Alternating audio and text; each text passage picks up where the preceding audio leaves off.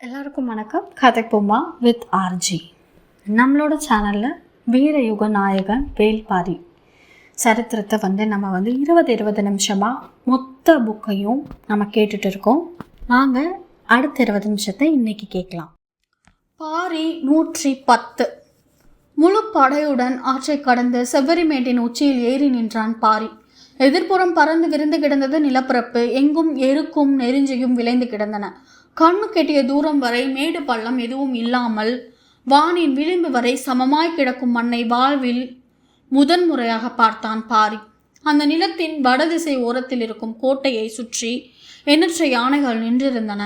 அங்கிருந்து தென் திசையில் மிக தொலைவில் வேந்தர் படை நின்று கொண்டிருந்தது. கோட்டையிலிருந்து மிக விலகி ஏன் நிற்கிறார்கள் என புரியவில்லை. யானை படையால் சூழப்பட்ட கோட்டைக்குள் நீலன் இருக்கிறான் என்பது உறுதிப்பட்டது. ஆனால் அந்த இடத்தை விட்டு காது தொலைவு தள்ளி பெரும்படை நிற்கிறது. ஏன் இந்த உத்தி என சிந்தித்தபடி நின்றான் பாரி. காற்றில் வந்த சுருள் அம்புகளின் தாக்குதலால் செவ்வரிமேட்டில் முன்னிலையில் நின்ற வேந்தர் படை வீரர்கள் முற்றிலுமாக அழிந்தனர். 2ஆம் 3ஆம் நிலையில் இருந்தவர்கள் அப்படியே உள்வாங்கி நெடுந்தொலைவை கடந்து உள்நிலத்துக்கு வந்து சேர்ந்தனர். அவர்கள் வந்து நிலை கொள்ளும் வரை பரம்பு படை செவ்வரிமேட்டுக்கு மேலே வந்து சேரவில்லை. ஆற்றை கடப்பதற்கு நினைத்ததை விட அதிக நேரம் ஆயிருக்கிறது. அது வேந்தர் படைக்கான வாய்ப்பாக அமைந்தது. மிக நீண்ட நேரம் கழித்து செவ்வரிமேட்டுக்கு மேலேறிய பரம்பு படை பாய்ந்து முன்னேறி வராமல் அப்படியே நின்றது.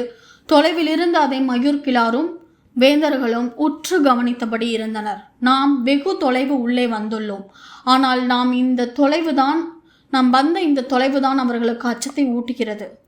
உள் நிலப்பரப்புக்குள் வர அவர்களுக்கு தயக்கமும் மிரட்சியும் இருப்பதை அவர்களின் செயல் வெளிப்படுத்துகிறது என்று கருதினர். மயூர்கிழா சொன்னார், இதுதான் நாம் முதலில் போர்க்களத்துக்காக தேர்வு செய்த இடம். முடத்திருக்கன் இங்கேதான் திசைவேலரை அழைத்து வந்தான்.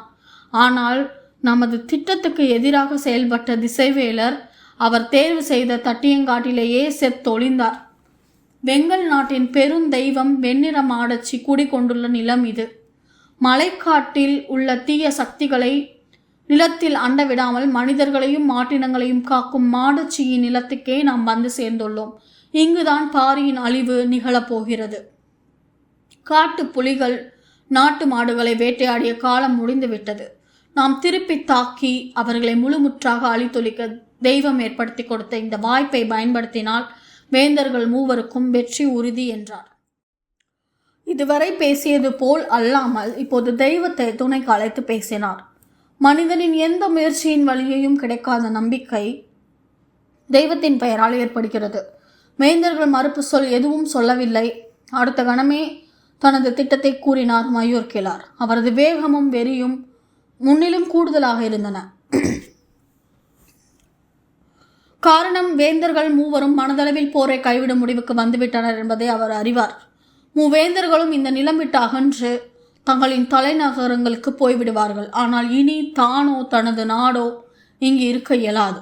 அனைத்தும் அழித்தொழிக்கப்பட்டுவிட்டன. மீதம் இருப்பதும் இன்றைய பகலுக்குள் முடிந்துவிடும். எனவே கிடைக்கும் கடைசி வாய்ப்பை பயன்படுத்தி பாரியை அழிக்க வேண்டும் என நினைத்தார். கண்ணுக்கு முன்னால் இருப்பது பரம்பின் சின்னஞ்சிறிய படை. நமது திட்டத்தால் அவர்களை 3ஆக பிரிப்போம். வடதிசையில் யானைகளால் பாதுகாக்கப்படும் கோட்டையை சுற்றி மாநகன் தலைமையிலான படை நின்று கொண்டிருக்கிறது. நானும் அரசகுல மாவீரர்களான சோழ வேலனும் புதிய வெப்பனும் வலிமையான படையோடு நடுவில் இந்த இடத்திலேயே அணிவகுத்து நிற்கிறோம். சிறப்பு கவசப்படை வீரர்களோடு மூவேந்தர்களும் தென்கோடியில் பாதுகாப்புடன் நில்லுங்கள். எதிரிகள் 3 கூறுகளாய் பிரிந்தே ஆவார்கள். 3ஆக பிரிந்தால் ஒரு கூட்டத்தில் 300 பேருக்கு மேல் இருக்க மாட்டார்கள். அவர்கள் எவ்வளவு பெரிய மாவீரர்களாக இருந்தாலும் நமது வலிமையால் அவர்களை எளிதில் வீழ்த்த முடியும்.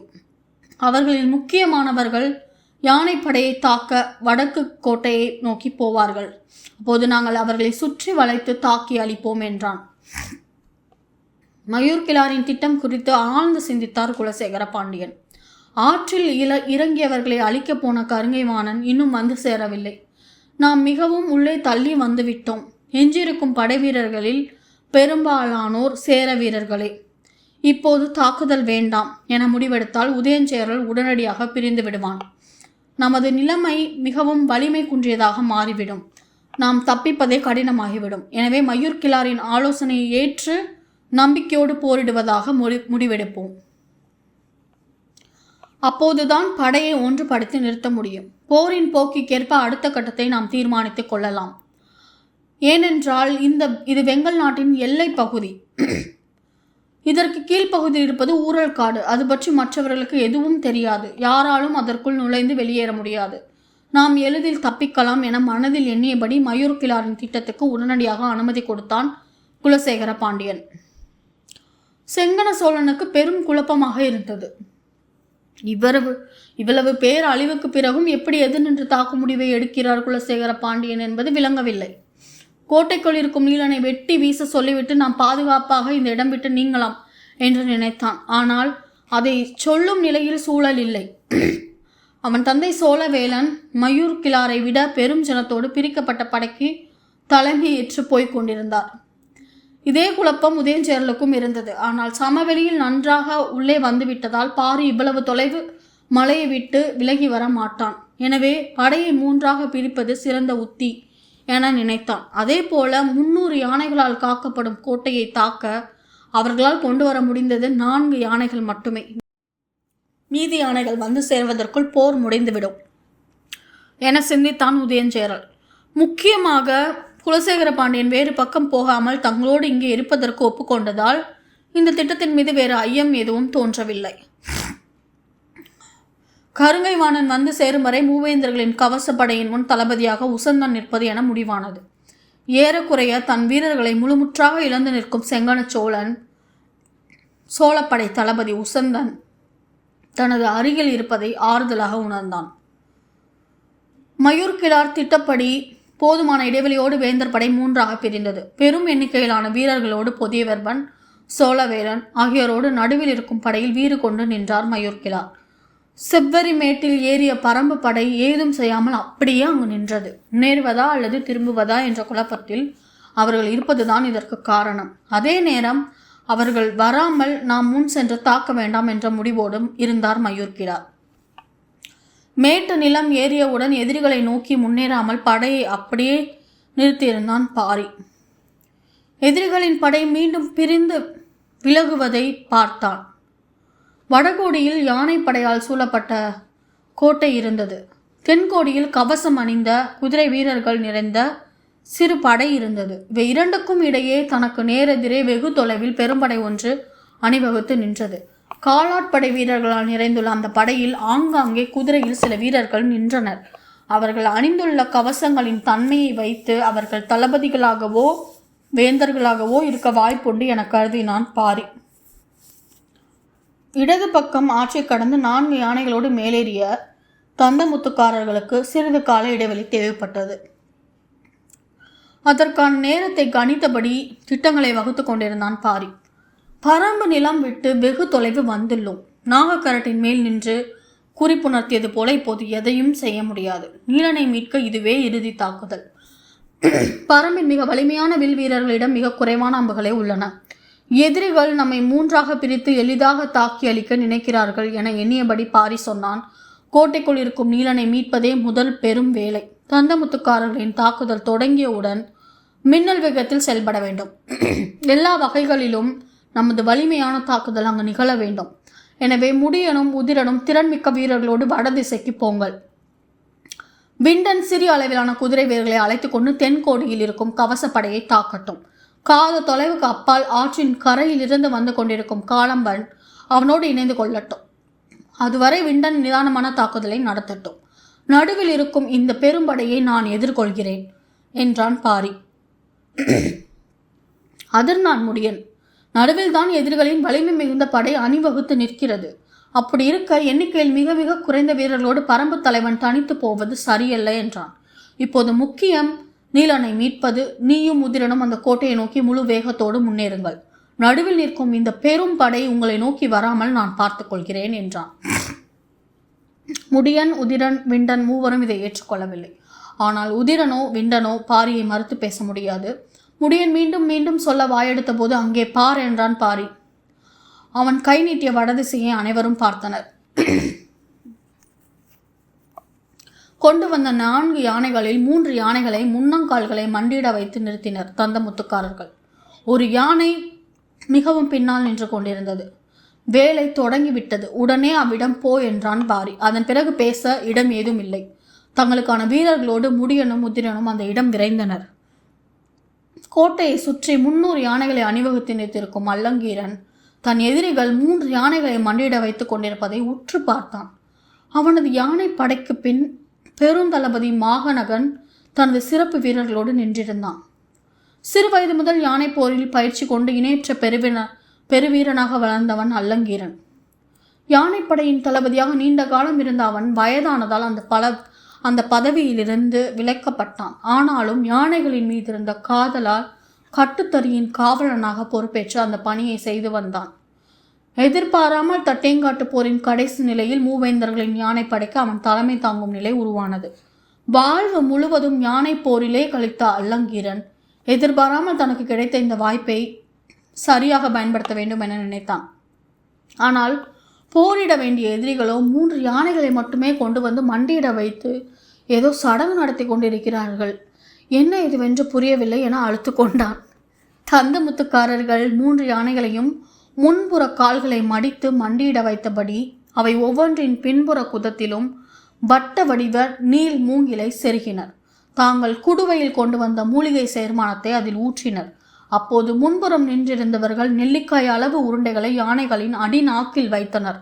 தொலைவில் இருந்து அதை பார்த்த பாரி தாக்குதலை தொடங்கும் நேரத்தை கணித்து உத்தரவிட்டான். குரல் கேட்ட கணம் விண்டன் குதிரை வீரர்களோடு தென்கோடியில் இருக்கும் கவச வீரர்களை தாக்க விரைந்தான். இருபுறமும் வீரர்கள் பிரிந்தவுடன் இருக்கும் சின்னஞ்சிறு படையை கொண்டு முன்னே நிற்கும் வேந்தர் படையை நோக்கி முன்னேறத் தொடங்கினான் பாரி. தனது திட்டப்படி எதிரிகள் 3ஆக பிரிந்து விட்டனர் என்பதை பார்த்த கணம் வெற்றி கூச்சலிட்டார் மயூர்கிழார். அது வீரர்களுக்கும் பெரும் தினவை கொடுத்தது. வெகு தொலைவில் இருந்து சின்னஞ்சிறு கூட்டம் முன்னோக்கி ஓடி வந்து கொண்டிருந்தது. வருகிறவர்களை உருத்தெரியாமல் அழிக்க வேண்டும் என காத்திருந்தனர் பொதிய வேற்படும் சோழவேலனும். விண்டன் தென்கோடியை நோக்கி குதிரையை விரட்டி கொண்டிருந்தான். முடியனும் உதிரனும் தந்தமுத்துக்காரர்களை வந்தடைந்தனர். கன நேரம் கூட காலம் தாழ்த்தாமல் உள்நுழைய வேண்டிய மிகப்பெரிய பொறுப்பு தங்களிடம் பாரி கொடுத்துள்ளான் என்னும் எண்ணமே சற்றே பதற்றத்தை கொடுத்தது.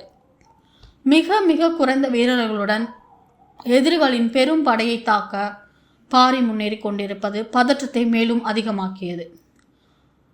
நீலனை மீட்டவுடன் விரைந்து போய் பாரியோடு இணைய வேண்டும் என துடிப்பேறி இருந்தான் முடியன். மூலிகைச்சாறு முழுவதும் ஊற்றப்பட்டவுடன் மூங்கிலை உருவி எடுத்தனர்.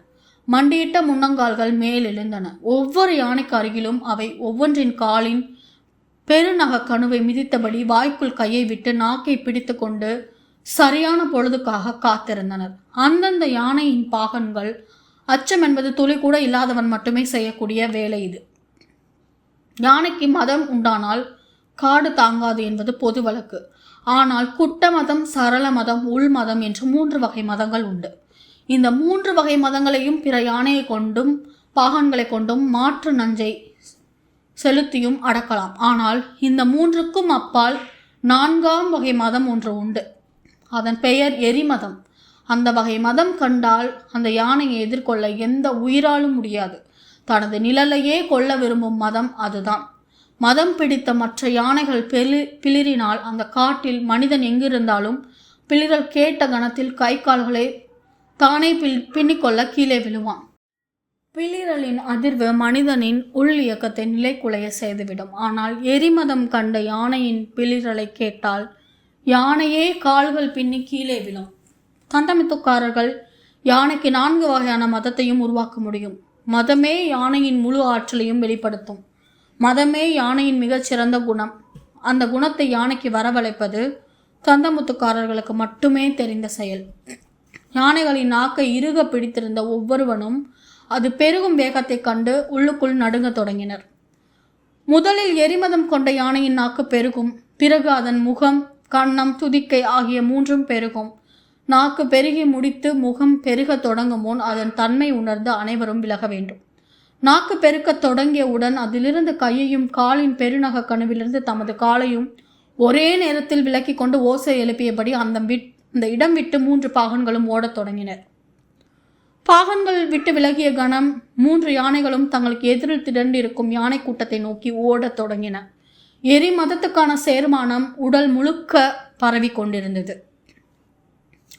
மிக சில வீரர்களை மட்டுமே கொண்டிருந்த பாரி எதிரே நிற்கும் வேந்தர் படையை நோக்கி சென்று கொண்டிருந்தான்.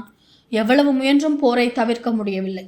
கடந்த 6 நாளாக எவ்வளவு முயன்றும் போரை முடிக்க முடியவில்லை. இன்றோடு எல்லாம் முடிவுக்கு வர வேண்டும்.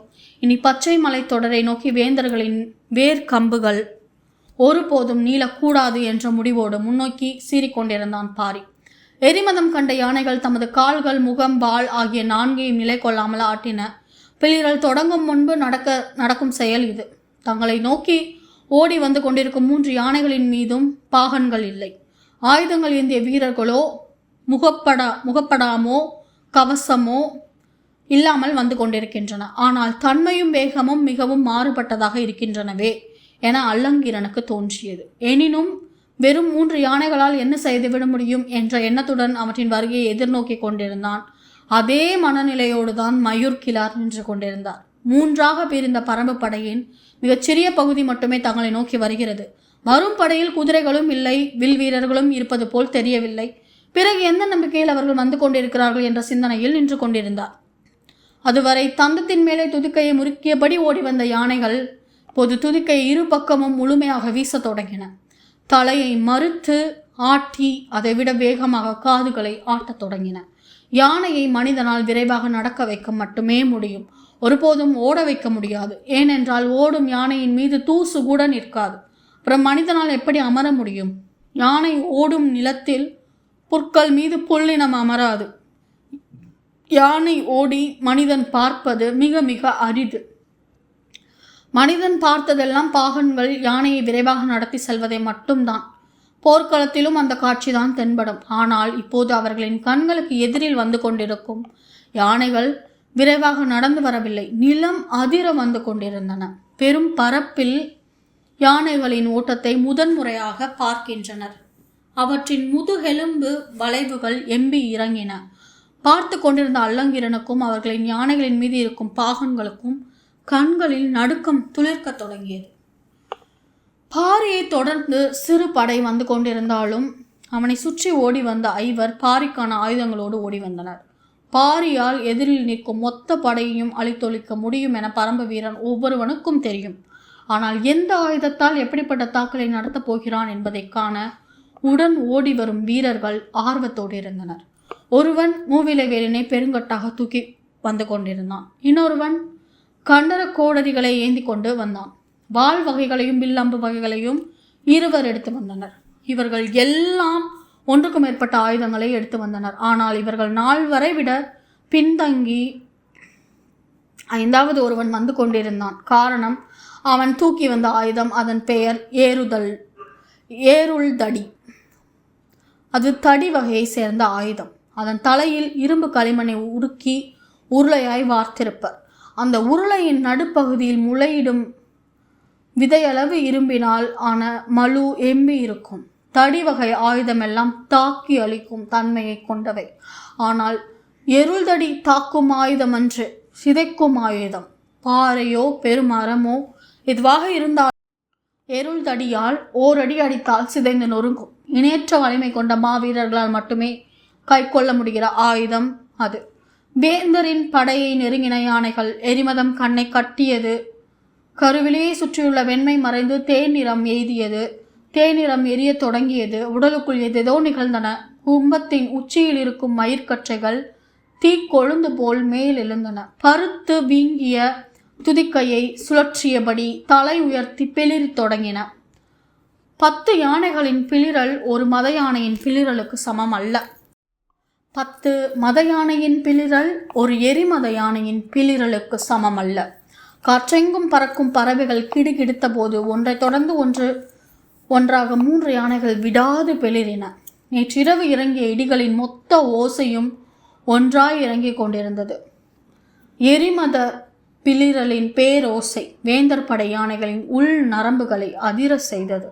படைக்கு அருகில் வந்ததும் ஆயுதத்தை வாங்க பின்னால் வந்து கொண்டிருப்பவனை நோக்கி கையை வீசினான் பாரி. ஒருவன் மூவிலை வேலையும் இன்னொருவன் கண்டர கோடரியும் தர முன்வந்தனர். அவற்றை மறுத்து இறுதியாக வந்து கொண்டிருந்தவனிடம் இருந்து ஏறுதல் தடியை வாங்கினான் பாரி. வேந்தர் படையின் நடுவில் நின்றிருந்த மயூர்கிழார் காத தூரத்துக்கு அப்பால் இருக்கும் யானை படையின் பிளிரல் ஓசை இதற்கு முன் கேட்டிராத அளவு இருக்கிறதே என்ற நடுக்கத்தோடு பார்த்துவிட்டு திரும்பினான். திரும்பிய கணம் யானையின் தும்பிக்கையால் அடித்து வீசப்படும் மனிதர்களைப் போல தனது படையின் முன்கள வீரர்கள் நாலாபுறமும் வீசப்பட்டனர். எரிமத யானைகள் அருகே வரும்போது வேந்தர் படை யானைகள் மேலிருந்த பாகன்களையும் வீரர்களையும் வீசி அடித்துவிட்டு வெறி கொண்டு ஓடின. எந்த ஒரு உயிரினமும் தன் உயிர் காக்கும் செயலை உச்ச ஆற்றலோடு தான் நடத்தும்.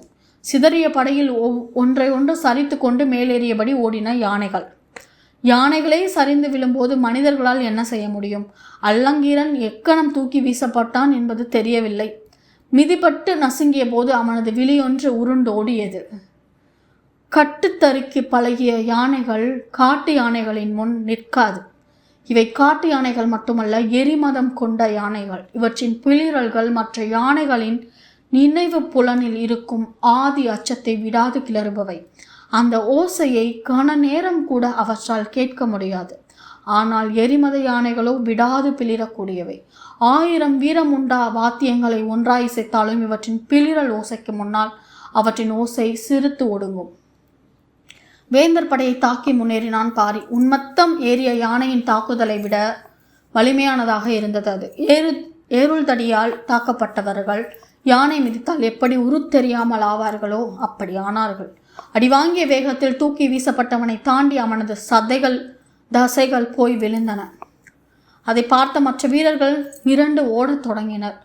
பிளிரலோடு முன்னேறி வந்த எரிமத யானையின் வேகம் கண்ட மற்ற யானைகளால் ஓட முடியாது. விரட்டி வந்த வேகத்தில் முன்னால் சென்ற யானை ஒன்றின் பின்கால் சப்பையில் அடித்தது. அடிவாங்கிய கணமே கமுக்கட்டை உடைந்து கீழே விழுந்தது அந்த யானை. விழுந்த யானையின் காலை பிடித்து தூக்கி சுழற்சியது எரிமத யானை ஒன்று.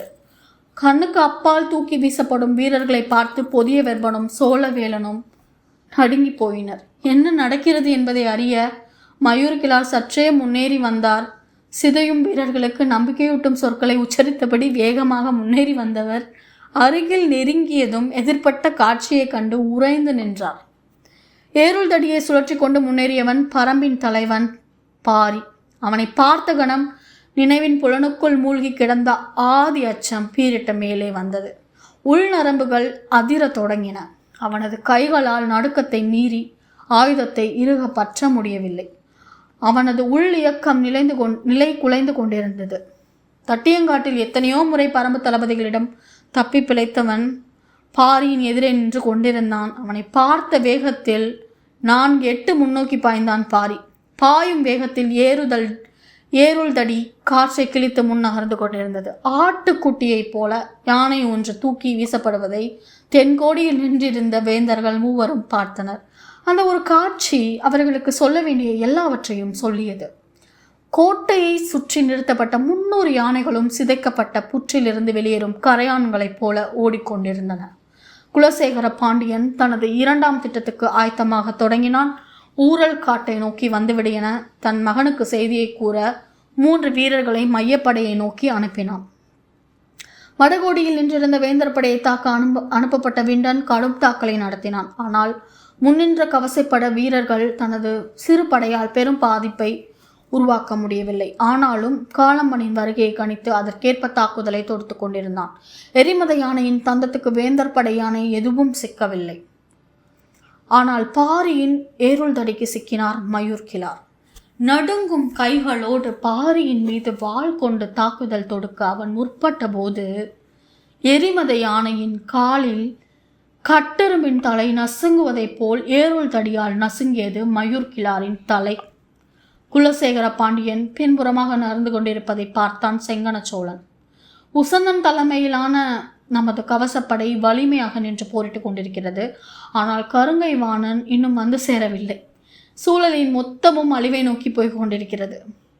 யானைப்படை சிதைந்த கணமே நமது திட்டம் முழுமையும் தோல்வி அடைந்து விட்டது. தான் தப்பிப்பது மட்டுமே இப்போதைய தேவை என உணர்ந்தான் செங்கன சோழன். ஆனால் அவனை சுற்றி நின்று கொண்டிருந்த சோழ வீரர்களோ மிக மிக குறைவானவர்களே. அவர்களின் உதவியால் பாதுகாப்பாக அந்த இடத்தை விட்டு வெளியேற முடியாது. அதுவும் அவனால் குதிரையில் உட்கார்ந்த நிலையில் விரைந்து செல்ல முடியாது. எழுவனாற்றில் ஏற்பட்ட தாக்குதலால் அந்நிலையை அடைந்தான். போதிய வீரர்கள் சூழவிருந்து தப்பித்தால் மட்டுமே உயிர் பிழைக்க முடியும் என்ற நிலையில் தனது குதிரையை உதயஞ்சேரலை நோக்கி செலுத்தினான். யானைப்படை சிதைந்தது போல நடுவில் நின்றிருந்த பெரும் படையும் சிதையத் தொடங்கியது. மயூர் கிளாரின் தலையை நசுக்கி தூக்கி வீசினான் பாரி. அத்துடன் அந்த பெரும்படை ஈரக்குலை நடுங்க உயிர் பிளக்கும் ஓட்டத்தை தொடங்கியது. பாரியை சுற்றி நின்றவர்கள் தொலைவில் நிற்கும் சோழவேலனையும் புதிய வெற்பனையும் அடையாளம் காட்டினர். யானைப்படை சிதறிய வேகத்தில் கோட்டை அருகில் இருந்த வீரர்களை நோக்கி முடியனும் உதிரனும் பாய்ந்து முன்னேறினர். இந்த போரின் மிக முக்கியமான பணியே இது இனிதான் இருக்கிறது. சிறு கவனப்பிசகோ வேக குறைவோ இருந்துவிடக்கூடாது. துல்லியமான தாக்குதலுக்கு ஆயத்த நிலையில் குதிரையில் விரைந்து கொண்டிருந்தனர் முடியனும் உதிரனும். உதயஞ்சேரலிடம் கைகள் குவித்து கேட்டான் செங்கன சோழன், என்னை இந்த இடம் விட்டு பாதுகாப்பாய் வெளியேற்று. 3ஆம் நிலையில் நின்ற வேந்தர் படையில் அதிகம் இருப்பவர்கள் சேர வீரர்களே. அதனால்தான் உதயஞ்சேரலிடம் உதவி கேட்டான். ஆனால் உதவியாக கேட்காமல், இதை நீ செய்வதற்கு கைமாறாய் நான் உனக்கு ஒன்று தருகிறேன் என்றான். போர்க்களத்தின் கடைசி கணத்தில் உயிர் பிழைக்க தப்பி செல்வது பற்றி சிந்தித்துக் கொண்டிருக்கும் நிலையில் நீங்கள் எனக்கு என்ன தந்துவிட முடியும் என கேட்டான் உதயஞ்சேரல். தனக்கு அருகில் நின்ற வேளக்கார படையை சேர்ந்த வீரனை நோக்கி செங்கன சோழன் கையை நீட்ட, அவனோ பட்டு துணியால் சுற்றப்பட்ட ஓலை சுவடியின் கட்டொன்றை எடுத்து கொடுத்தான். அதை உதயஞ்சேரலை நோக்கி நீட்டினான் செங்கன சோழன். என்ன இது என்று உதயஞ்சேரல் கேட்கும் முன் செங்கன சோழன் சொன்னான், பச்சை மலையில் உள்ள 14 வேளிர் குலங்களும் தங்களின் விலை மதிப்புமிக்க செல்வங்களை காலம் காலமாக பாலி நகரில் தான் சேமித்து வைக்கின்றன. இன்னும் எத்தனை 1000 ஆண்டுகள் ஆனாலும் அந்த இடமும் அதற்கான குறிப்புகளும் மாறப்போவதில்லை. அந்த இடம் எங்கு இருக்கிறது என்ற குறிப்பை காடர்களை கொண்டு அறிந்தேன். மிக துல்லியமான இந்த குறிப்பின் அடிப்படையில் நான் எழுவனாற்றின் மேல்முனை வரை சென்று விட்டேன். ஆனால் அதன் பிறகு பாரியால் தாக்கப்பட்டு எனது படை அழிந்தது. காடர்கள் உருவாக்கிய அந்த குறிப்பு இந்த ஏட்டில் இருக்கிறது. இந்த போரில் வெற்றி பெற்றால் இதை பாண்டியனுக்கு வழங்கலாம் என்றிருந்தேன். ஆனால் போருக்கு தலைமை தாங்கிய குலசேகர பாண்டியனோ நம்மிடம் சொல்லாமலேயே இந்த களம் விட்டு அகன்று கொண்டிருக்கிறார். இனி இது சேரர்களுக்கு சொந்தம். என்னிடம் இன்னொரு படி இருக்கிறது. என்றைக்கானாலும் அந்த செல்வத்தை சேரனோ சோழனோ தான் கைப்பற்ற வேண்டும் என்று சொல்லி அதை கொடுத்தான்.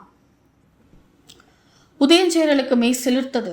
இது முன்னமே கிடைத்திருந்தால் இந்த போர்க்களத்துக்கே நான் வந்திருக்க மாட்டேனே என்று அவன் சொல்லிக் கொண்டிருக்கும் போது காளம்பனின் பெருங்குரல் கேட்டது. கருங்கை வாணன் மாண்டு விட்டான் என தெரிந்த கணமே வேந்தர்களின் கவசப்படை நிலை குலையத் தொடங்கியது. அந்த கணத்தில் விண்ட நெறிந்த ஈட்டி உசந்தனை குத்தி தூக்கியது. படை சிதற தொடங்கினாலும் சோழவேலன் தப்பி வெளியேற முயலவில்லை. அவன் பாரியை எதிர்கொள்ளவே முனைந்தான். புதிய வெற்பனும் அதே மனநிலையோடு பாய்ந்து முன்னேறினான். நாக்கை துருத்தி பல்லை கடித்தபடி விரைந்து வந்தான் சோழவேலன். ஓங்கிய ஏருள் தடியை நிறுத்திவிட்டு கண்டார கோடாரியை வாங்கினான் பாரி. யானைப்படையை பரம்பினர் முழுமையாக சிதற செய்துவிட்டனர் என தெரிந்ததும் தளபதி மாகனகன் தனக்கு வழங்கப்பட்ட 2ஆம் திட்டத்தை நிறைவேற்ற முடிவுக்கு வந்தான். கோட்டைக்குள் இருக்கும் நீலனின் தலையை வெட்டி வீசிவிட்டு தப்பி வெளியேறுவதுதான் அந்த திட்டம். மாகனகன் தனது குதிரையை திருப்பி உட்கோட்டைக்குள் நுழைய நினைக்கும் போது உதிரனின் விற்படையினரின் அம்புகள் சீறி பாய்ந்தன. கண நேரத்துக்குள் கணக்கில்லாத அம்புகள் முழு விசையோடு இறங்கின. மாகனகன் உள்ளே நுழைந்து நீலனை வெட்டிவிட்டு செல்வோமா அல்லது இப்போதே தப்பித்து செல்வோமா என ஒரு கணம் சிந்தித்தான். அப்போது முடியன் மின்னல் வேகத்தில் கோட்டை நோக்கி பாய்ந்து கொண்டிருந்தான். தமக்கு முன்னால் மொத்த படையையும் அழித்து கொண்டிருக்கும் பாரியை வீழ்த்தும் வெறியோடு சோழவேலனும் புதிய வெற்பனும் சூழ்ந்து தாக்க முற்பட்ட போது அவர்களின் தாக்குதலை தடுக்க எவ்வித முயற்சியும் பாரி செய்யவில்லை. அந்த தாக்குதல் சிறுவிளைத்தனமாக தோன்றியது. சோழவேலன் வீசி வந்த வாளை கண்டரா கோடரியால் தட்டிவிட்ட வேகத்தில் அவன் கழுத்தில் கொடுத்து வாங்கினான் கோடரியை. கண்டரா கோடரியின் கூர்மை மலை வேம்பின் முண்டையே வெட்டி இறக்கக்கூடியது. அறுத்து இழுக்கப்பட்ட கோடரியின் வேகத்தில் சோழவேலனின் தலை கண்ணிமைக்கும் நேரத்தில் சரிந்தது. தனது குதிரைக்கு முன்னால் உருண்டு வந்த சோழவேலனின் தலையை பார்த்து மிரண்ட புதிய வெற்பன் தான் என்ன செய்யலாம் என சிந்தித்த கணத்தில் அவனது நெஞ்சு குழிக்குள் இறங்கியது கண்டரா கோடரியின் கைப்பிடி முனை. வெளியில் நின்று போரிட்டு கொண்டிருக்கும் ஒரு வீரன் கூட கோட்டைக்குள் நுழையக்கூடாது என்பதில் மிக தீவிரமாக இருந்தான் உதிரன். அவன் வீசிய அம்புகள் கோட்டை வாயிலின் அருகே ஒருவரையும் நிலை கொள்ள செய்யவில்லை. அதையும் மீறி மாகனகன் உள்ளே நுழைய முயன்றான். குதிரையில் பாய்ந்து வந்து கொண்டிருந்த முடியனின் கண்கள் கோட்டை வாசலில் தான் நிலை குத்தி நின்றன. மாகநகன் கோட்டைக்குள் நுழையும் கணத்தில் அவனது கவசத்தை துளைத்து கொண்டு உள் நுழைந்தது முடியனின் ஈட்டி. வேந்தர்களின் கடைசி முயற்சியை பரம்பின் குடிமுடியன் குத்தி சாய்த்தான். காலம்பன் பெரும் உருமலோடு வந்து கவசப்படையை தாக்க முயலும் போது வேந்தர்கள் மூவரும் வெளியேறியிருந்தனர். முடியன் முழு வேகத்தோடு உள்ளே நுழையும் வரை அவனுக்கு பின்னால் இருந்த உதிரனின் படை இடைவிடாத அம்புகளை பாய்ச்சியபடி இருந்தது. நடுவில் நின்ற படை முற்றிலுமாக சிதறி ஓடிக்கொண்டிருந்த போது முடியன் கோட்டைக்குள் நுழைந்தான். நுழைந்த கணம் அவன் எழுப்பிய சீழ்க்கை ஓசை எங்கும் எதிரொலித்தது. பாரியும் காலம்பனும் விண்டனும் தங்களை எதிர்த்து நிற்கும் வீரர்கள் யாரும் இல்லாத களத்திலிருந்து சீழ்க்கை ஓசை கேட்ட கோட்டையை நோக்கி ஓடி வரத் தொடங்கினர். இந்த ஓசைக்காக காத்திருந்த தந்தமுத்துக்காரர்கள் தனியே நிறுத்தியிருந்த 4ஆம் யானையை கோட்டையை நோக்கி அழைத்து சென்றனர். பகலின் 15ஆம் நாளிகை கதிரவனின் வெப்ப கதிர் நிலமெங்கும் ஒளி வீசிக் கொண்டிருந்தது. காணும் இடமெல்லாம் எருக்களை இலைகளும் நெருஞ்சிலைகளும் குருதியை ஏந்திருந்தன. எங்கும் மனித கதறல் எதிரொலித்தது. குத்தி சாய்க்கப்பட்ட குதிரைகளும் யானைகளும் ஈனக்குரலில் ஒலி எழுப்பின. எரிமதம் கொண்ட யானையாலும் ஏருள் தடி கொண்ட பாரியாலும் நடுங்கிய நிலம் உச்சி பொழுதில் நிலை கொள்ள தொடங்கியது. 4ஆம் யானை கோட்டையை விட்டு வெளியேறத் தொடங்கியது. அதன் கழுத்தில் தந்தமுத்துக்காரன் உட்கார்ந்திருந்தான். முதுகில் இலவம் பஞ்சால் சிறு நார் கொண்டு பின்னப்பட்ட விரிமத்தியின் மேல் நீலன் அமர்ந்திருந்தான். அவன் பின்னே முதுகின் மேல் நிலையில் பாரி அமர்ந்திருந்தான். நீலனின் இடது காலின் காயம் மிக வலிமையானதால் முழு பிடிமானமும் கிடைக்கவில்லை. யானையின் அசைவுக்கு ஏற்ப பின்னால் அமர்ந்திருந்த பாரியின் இடது தோளில் சாய்ந்தபடி இருந்தான் நீலன். யானையை தொடர்ந்து முடியன், காலம்பன், உதிரன், விண்டன் ஆகியோரும் பரம்பு வீரர்களும் ஏந்திய ஆயுதங்களோடு வந்து கொண்டிருந்தனர். தகிப்பேறிய கண்களும் சீற்றம் குறியாத முகமுமாக இருந்த பாரிக்கு நீலன் தோளில் சாய்ந்த கணத்திலிருந்து வெப்பம் குறைய தொடங்கியது. செந்தேன் நிறத்தில் எரிந்து கொண்டிருந்த அவனது கண்கள் வெண்மை கொள்ளத் தொடங்கின. எரிமதம் இறங்கத் தொடங்கியது.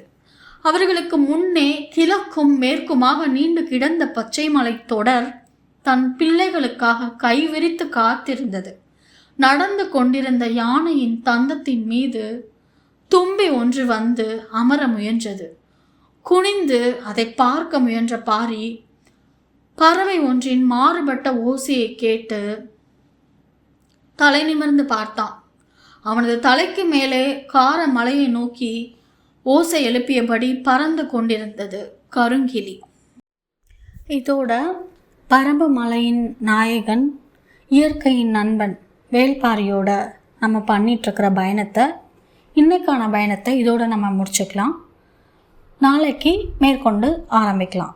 இந்த பதிவு உங்களுக்கு பயனுள்ளதாக இருந்துச்சுன்னா கதைப்போமா வித் ஆர்ஜி சேனலை லைக் பண்ணுங்கள், ஷேர் பண்ணுங்கள், கமெண்ட் பண்ணுங்கள், கண்டிப்பாக சப்ஸ்கிரைப் பண்ணுங்கள். தேங்க்யூ.